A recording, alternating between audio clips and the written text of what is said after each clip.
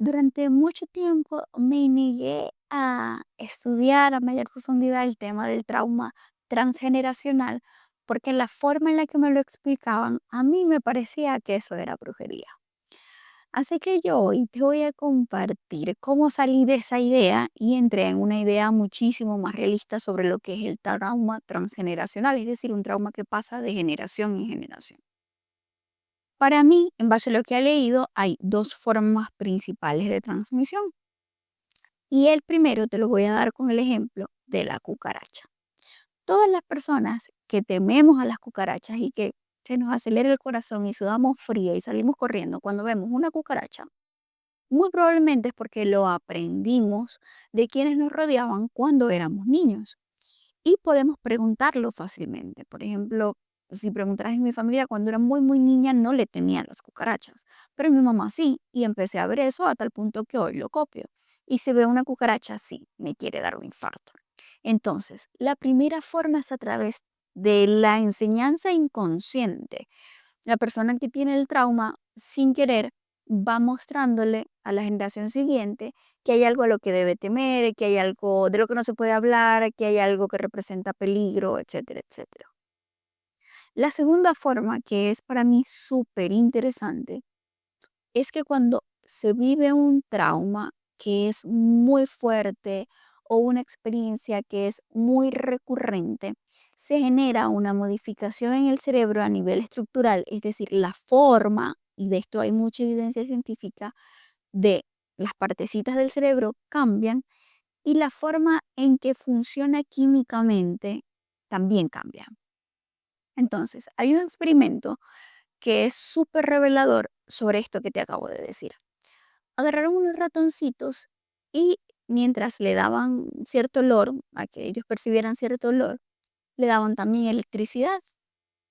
Al repetirse esta conducta varias veces, dejaron de dar electricidad y solo presentaban el olor y los ratoncitos se asustaban.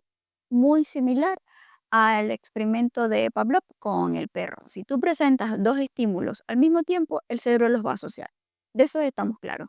Y eso es positivo y negativo. A lo negativo le llamamos trauma. Para lo positivo no le tenemos un nombre, pero esto ocurre también con lo positivo. El punto es que estos ratoncitos se reprodujeron, tuvieron hijos, tuvieron nietos y así, tuvieron hasta 5 generaciones, que sería como los tataranietos o algo así. Los ratoncitos, por 5 generaciones, tuvieron una reacción de miedo a ese mismo olor sin saber por qué. Simplemente su cerebro, al percibir el olor, el ratoncito tenía miedo, porque obviamente sus ancestros tuvieron esta experiencia y ese cerebro se modificó. ¿Por qué es tan importante tener en cuenta esta información? Porque habrá situaciones de tus consultantes a las que no les consigas una explicación, para las cuales no tengas una razón por más que busques. A mí personalmente me ocurre con algo muy personal que quizás no me animo a compartirte, pero si ocurre algo en mi vida personal que yo no sé por qué ocurre. No tengo ninguna creencia al respecto, no tengo ninguna sensación, ninguna emoción desagradable al respecto. Simplemente es algo que me ocurre y ya, pero que a la mayoría de personas no le ocurre y me parece que como que aquí algo pasa. Revisando mi historia familiar, puedo entender de dónde viene y cómo esto fue un mecanismo de defensa, cómo fue una forma de protección de mis ancestras. Por ancestras me refiero mi abuela, bisabuela, etcétera.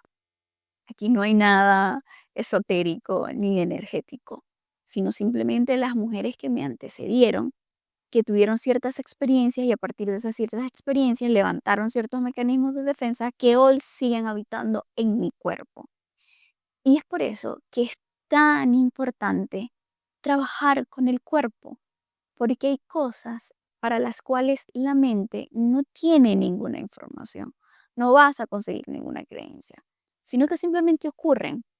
Pero si aplicamos técnicas psicocorporales, si integramos el cuerpo, si trabajamos con el cuerpo en la terapia, De igual manera, podemos lograr que nuestros y nuestras consultantes superen eso que están queriendo superar, trabajen eso que quieren trabajar, que logren eso que quieren lograr.